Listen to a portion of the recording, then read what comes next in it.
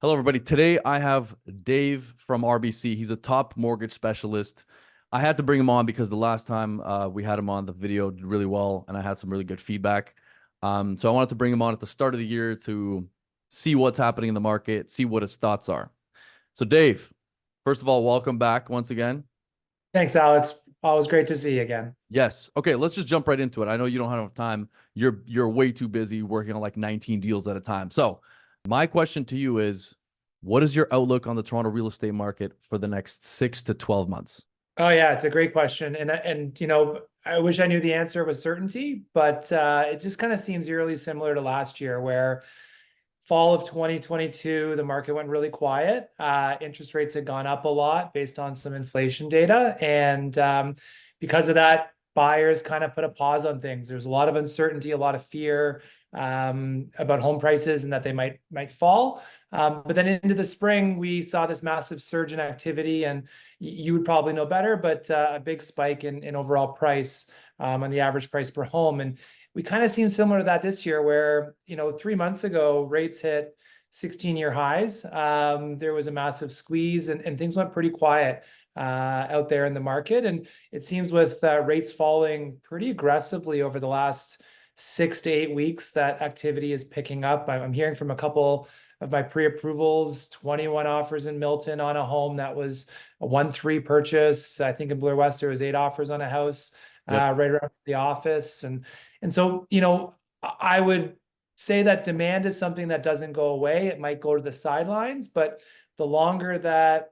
demand is curbed and we're quiet in the real estate market, the more people are kind of entering the funnel as I need to buy, I've had a kid, or life is happening for those individuals. And a little bit of my fear is that people that wait right now on homes might be in a 10, 15, bid offer on a house this spring, because a lot of my pre-approvals are telling me, I'm not comfortable. I'm going to wait. And, there's also a little bit of uncomfort in waiting and what can happen with that uncertainty, because having offers today with conditions, which I'm seeing, that's a much nicer and easier way to negotiate a property than what's your best number. There's 12 offers and you're just shooting blindly on that. And there's that feeling of success, but also that feeling of buyer's remorse that you were the highest bidder on that property as well, which we've all experienced buying homes in Toronto. So, Mhm. I think activity will pick up. Price wise, I don't know. But just based on our data, like my business partner and I, we have as many pre-approvals at this time of year as we have in the last 5, 6 years. So it's not that people don't want to buy. It's just they're on pause, or they're kind of maybe waking up a little bit right now, it seems. Absolutely. And speaking of being on pause or taking their time, you just mentioned that a place in Bloor West had a bunch of offers on it. So I had a set of clients yesterday who were interested, 2 days ago, who were interested in this house on Colbeck. And it ended up getting 8 offers on it yesterday. So that's a perfect situation, perfect example right there. And then there was another property, which I had another set of buyers look at in Mimico, which ended up getting 7 offers on it as well. So what happened was both of my sets of buyers didn't want to participate in those aggressive bidding war situations. But my sort of fear for buyers right now is that, like you said, if they keep waiting around, those multiple offer bidding war situations will come right back. Obviously, nobody has a crystal ball, but do you think the projections are accurate? Do you think they're going to come down this year, or what is your opinion on interest rates this year?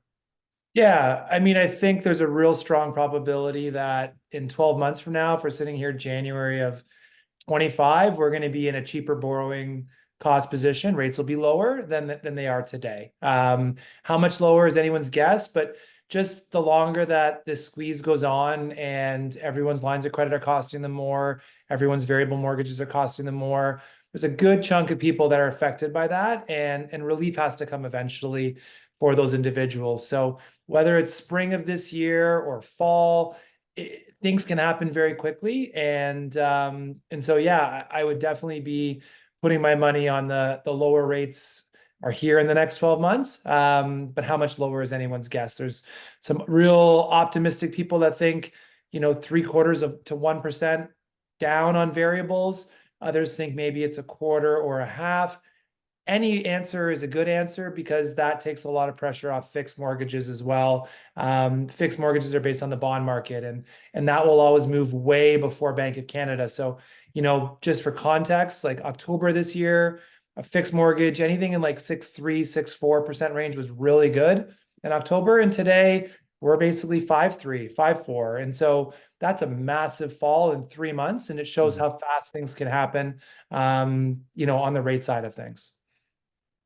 All right, I'm gonna put you on the spot here, and I'm not sure if you'll be able to give a very specific answer. I'm assuming that you wouldn't. But if somebody was to come to you today and say, Dave, should I get a variable rate right now or should I get a fixed rate? What would you tell them? Well, that is the golden question. I would tell them it's based on two factors. One is your overall comfort, because a fixed mortgage doesn't provide more comfort than a variable mortgage does, really, if your ultimate goal is just, I want to save money. It's just how much are you willing to potentially risk paying more for that flexibility? And some people, they want to save money, but they're not willing to risk anything, right? It's like blackjack. We know that like playing blackjack at the casino is the best odds. But even if you're down playing blackjack, you got to double down when the odds are in your favor to take back from the house. And that's a variable mortgage. And so right now, variable mortgages look pretty attractive based on that we think rates will fall, but there's no guarantee. And if that's going to eat you up inside, hey, like a 5.3 fixed historically is a pretty darn good rate. And it's a hell of a lot better than it was in October this past year. So some people can't stomach the fact that if they go variable and they're wrong, maybe they were wrong before, they're wrong again.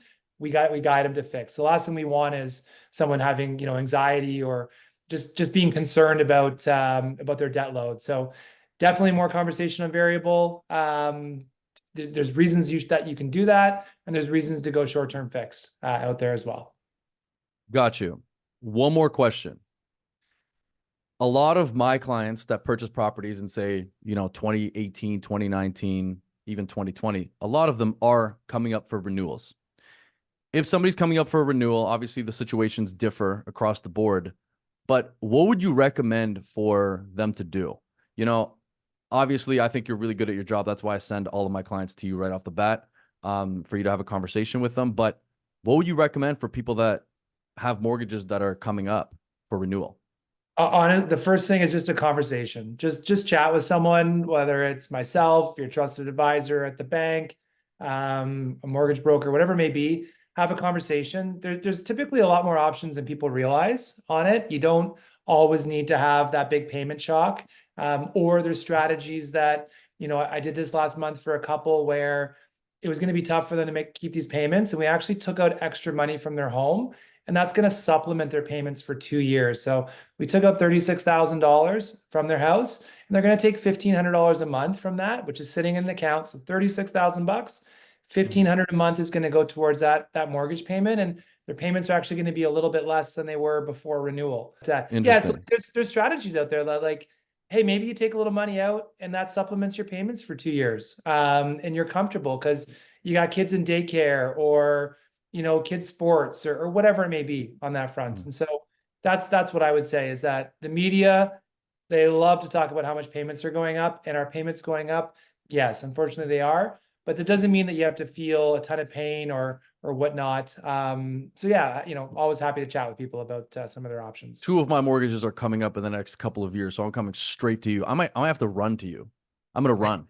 I'm not even gonna call you or email you. I'm running straight to Dave from It's a good RBC. thing you run half marathons because I wouldn't be running Half anyway. marathons, that's a full marathon right there. What do you mean, Dave? Oh, okay. Come So on that's now.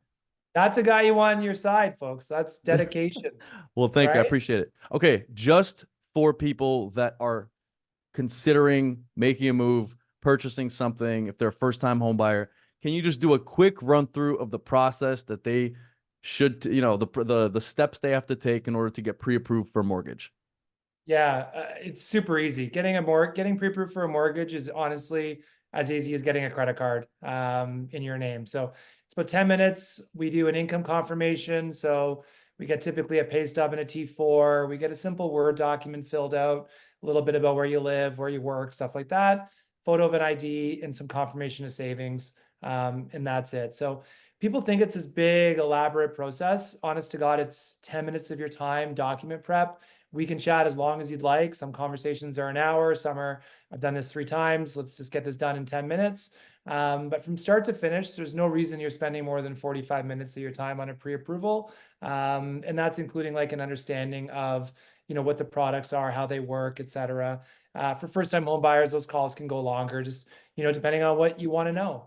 We'll dive into it. So really simple, really easy, and time is money. There's a lot of people that sit on the sidelines or continue to rent for $3,000, $3,600 a month, and they've got the affordability to buy something, but they're, maybe they don't think they have enough saved, or they're just unsure. And that 36,000, that's, what is that? My God, that's $42,000 a year you're putting aside for someone else's mortgage rather than your own. So just kind of getting your rung on the real estate ladder is important. And right now we're in a nice suppressed price point. And so there's really good opportunities out there. That's for sure.